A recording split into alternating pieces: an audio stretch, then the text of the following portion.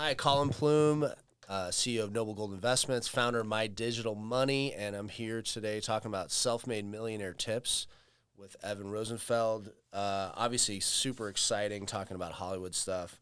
We want to talk about Vice. Vice is big in the news right now. You had a show called Emmy-nominated show, Vice World of Sports.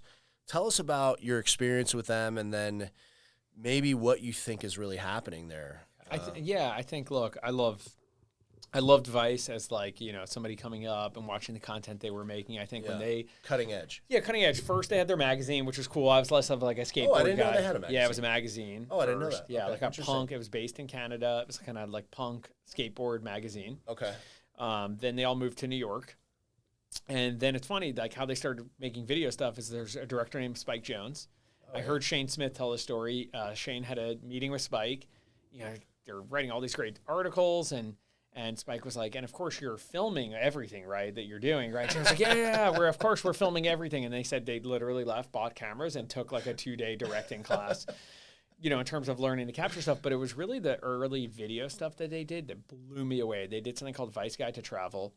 And there was somebody who I ended up becoming friends with, but an artist named David Cho, who was like hunting for a mythical dinosaur in the Congo, in the jungles of the Congo. And he was with these pygmy guys who. My son has been doing this in our backyard, actually. Yes, he has. No, go ahead. Yeah. And so, anyway, I was just like, wow, these are great stories. And I like to go to all these crazy places, and I like to tell stories. And, when I moved to L.A., it was still the old guard of cable TV, and we can't go here, and nobody's going to want to watch that, and you can't do all these things. And Vice was doing all of them. And so what happened was, what changed everything for them was they launched their first TV show, which was a show on HBO called Vice on HBO. Yeah. Ended up winning a couple Emmys. Incredible, sort of like, it's like if Hunter Thompson did 60 Minutes, that would be like the Vice show. Just gonzo, but really like groundbreaking. In the war zones. Oh, but they were in North Korea playing basketball. Like literally had an audience of Kim Jong-un with Dennis Rodman playing basketball. Oh, they shot that. They shot that. That was them. Nobody had been in North Korea. And so I was like blown away by what they were doing. But I was in a good place career-wise. I was producing the Kareem Abdul-Jabbar documentary when they were making this. And so they kept offering me jobs, but just to like work on their show. But I was running my own documentary at that point. So I kept saying no. And then finally, I guess you got to learn the power of no, because every time I said no, the job got bigger every time they came back to me. And then finally they said, hey, look, we're going to launch a cable TV network in about a year. We want to do a sports show, and we don't really know what it is, but like you make the kind of stuff that we like. So why don't you hop in? And so I did, and that was really that. I got to come in. I was probably a couple of years away from getting a show running opportunity, like if Vice hadn't been crazy enough to give me that chance. I fortunately had the runway of like literally a year that they were still working out the deals for the networks, and so we were figuring things out. But I got to make the show that, you'd never be able to make like on TV at the time. We went all around the world and did all these sports stories, but instead of a story about Floyd Mayweather, we did a story about a small village in the outskirts of the capital of Ghana, on the outskirts of Accra, this neighborhood called Bukom that's produced more world champion boxers than anywhere else per capita. And we're in this little village telling these stories, and we were in Serbia doing a soccer rivalry where 30,000 people are rioting, just ripping the stadium apart, in a prison in Uganda where they have a full functioning professional soccer league inside the prison where the prisoners get paid. So we got to do all this great stuff, but, I think the issue with Vice was that nobody was watching Viceland. The thing was they started this cable TV network at the exact time that people that were their exact audience were cord cutting. Like this term cord cutting was like defined like by what the Vice audience was doing. So they launched a cable network that you could only get on cable. Who do you think their age demographic? I think their age demographic was like anywhere from teenagers to people in their sort of like low 30s or or getting up to the mid 30s, because there was real news that they were covering and real edgy stuff. But these are people still kind of a lot of bulk of them living at home or just getting by, not making a lot of money. And so, you had to get Viceland, the cable network. You not only needed cable TV, but you needed like the second package up. So you were spending like $250 a month. Oh, wow. And these kids aren't, and you couldn't at that time subscribe to Viceland just like a la carte. Like, let me pay $3 a month and just get Viceland. Right. So this stuff was coming out, and they blew, in a good way, they blew all the money for the network on the content and had no money left to market the network. And we're just relying that there are social media channels and all that kind of stuff. Like our audience is just going to come to the network, but they couldn't. They misread their audience. Yes. Right? Yeah. They well, timing's probably hard to know. I mean, Yeah. who knew that all these people would get away from cable sort of quickly, but also, you know, knowing your target demographic is a big part of business, right? And it sounds like, you know, they could have maybe gone in different directions on how they were releasing their content. Yes. But creating their own network is very expensive. Yeah, one of the challenges, though, is I guess there's some business stuff, and I'm not privy to all the details, but they had this show on HBO, but the network was financed by A&E. And HBO was feeling some kind of way about, you know, oh, if Viceland's going to go. Now, HBO didn't give them a network. They just had the show. So HBO made them sort of like draw a line with the news. That HBO got all the news stuff. Shane Smith, the face of Vice, was only on HBO. And so that was the other thing. They took away their most visible person and visible property and just had this thing separately. So the HBO audience was still tuning into that, but they weren't coming over to this thing. Right. Yeah. Is there any hope, you think, with Vice? Or, because I know they filed for they're close to filing for bankruptcy. They're preparing. They're preparing. Yeah. Is there any That's hope? a good question. There's some good divisions within Vice. Like there's a division called Vice Studios run by a guy named Danny Gavai, and they're still making all types of stuff. They just do it on other networks, right? Yeah. So the Firefest documentary was them, you know. But I think the challenge is that the leg up Vice had was on the talent that they had in the walls, the younger folks, but also their ability to like go places and tell stories that other people wouldn't. Right. But I think that's changed. Socials change that, you think? Yeah, Social media, but also just like I think people have now put some of that stuff on their networks, and it's done well. So now you're seeing the news content look like their news content. You know, people have just copied what they're doing, and the people who started doing it inside of Vice like made their way elsewhere because they didn't pay incredibly well to the people. So all these people are making stuff all across the board at Netflix and at HBO and everywhere else. So I guess the question is, what is the value of Vice? It was their ability to do stuff that was different and the personnel that was just different and edgier and more unique, but everybody's spread. So they changed culture, right? They changed a lot of TV. They changed what we're watching, but they got swallowed up. It sounds like, right? I think, look, they made up, like, I think when they launched the network, they probably understood that, hey, the future's not in like cable television network, but I think they probably were trying to build something undeniable and sell the company. They're trying to sell the company for a lot of money.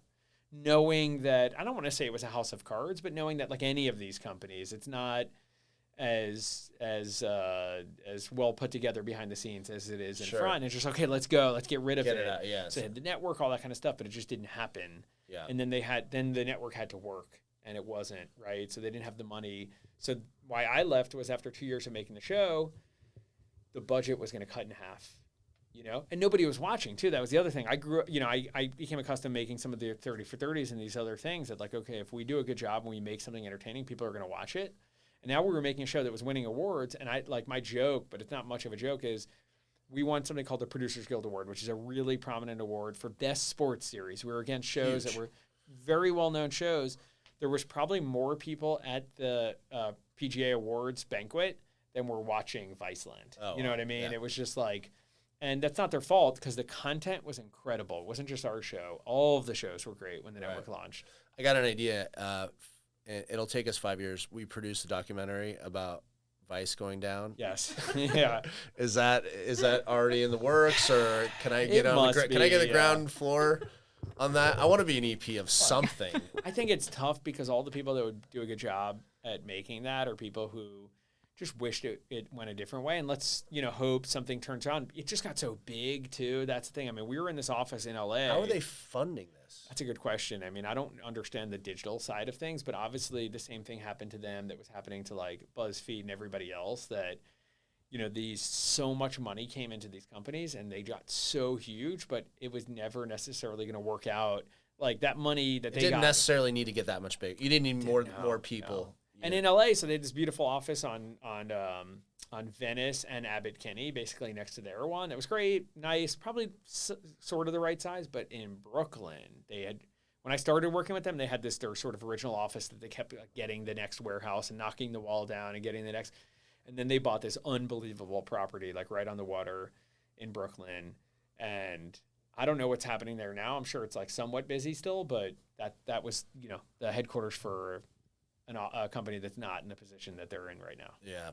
Time will only tell, right? on that? What do you? Yeah, so content is not king. Content. Well, it is, but you gotta have some business behind it. But also, how can you, like, if there's one guy or one person and a couple of people making content that millions of people are listening to or watching, and then the other thing is a giant company of people doing the same. How I think content obviously is a good game to be in, but I think what people have figured out, it's kind of hard for a big company with a lot of people to make money doing that kind of content. Yeah, you can be leaner, meaner. You don't need an office per se. You can do a lot of things at home, but outsourcing. There's a million different ways you can do stuff. You got to be creative. Yeah, once you have a bunch of executives making money who aren't making content, and That's you're a when you're in content company, trouble. you're in trouble because it's never gonna like equate unless it's an extreme situation. Yeah, absolutely.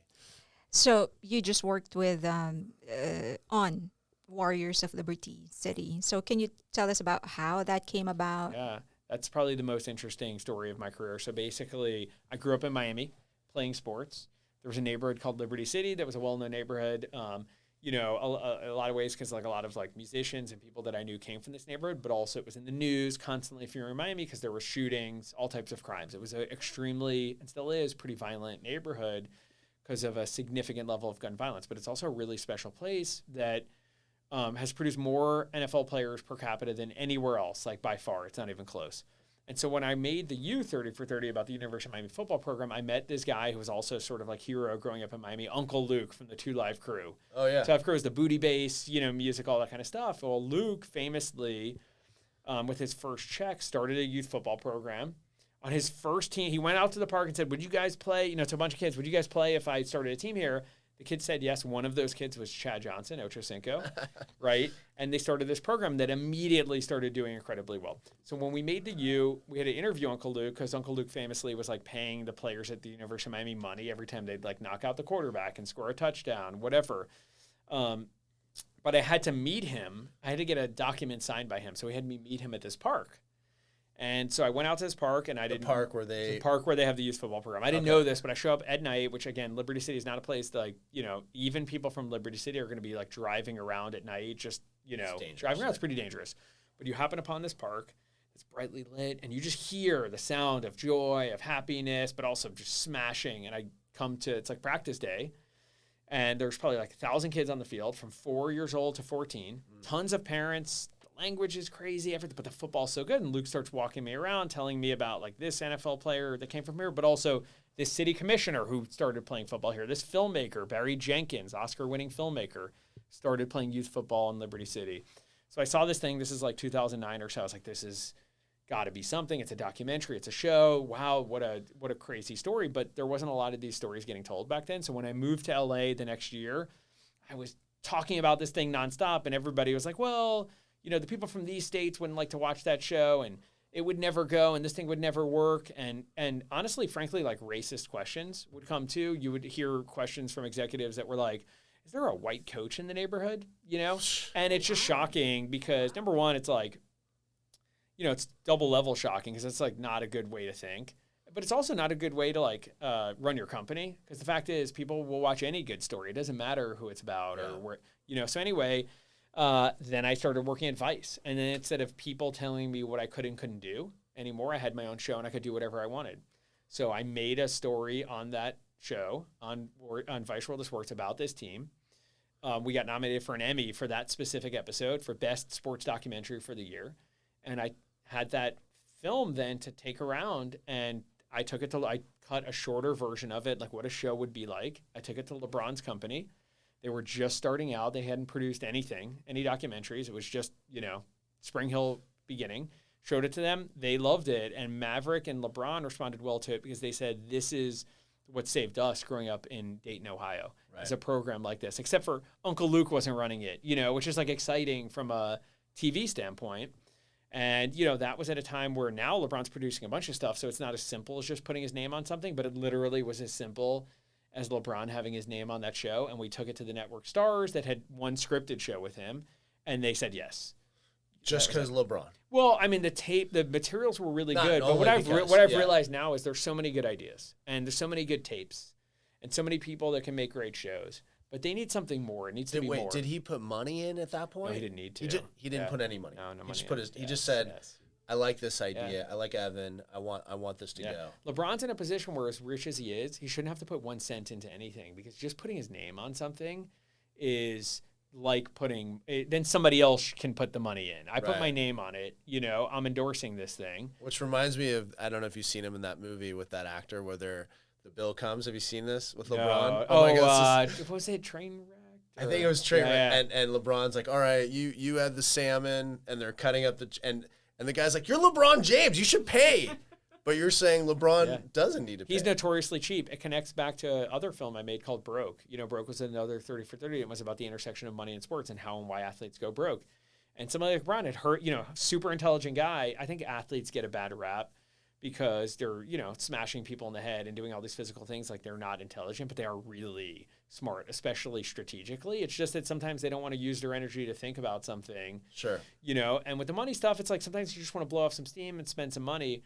But LeBron had heard too many of those stories, I think. And so that's why you have this company that, you know, he's built something that nobody else has built from a standpoint of an athlete having a company, because he's really harnessed the power of his name and harnessed even a show like ours, like maybe it wouldn't have ever gotten made. And he can just say this story should get told. So then it gets made. There's a power there, you know. But he's built his company in a way that no other athlete has. Well, and OPM, other people's money, right? Yes. I mean, Why not? he's using his influence, and he knows he's got a name out there, and he knows he can get it much farther. And if he doesn't, like, less risk to him. You know, kudos to him that he doesn't have to put his own money in. I think it's great. No, this is a fascinating story about LeBron. And so, did you meet LeBron or? No, I met Maverick. You met Maverick. Yes, okay. Yes. How's he?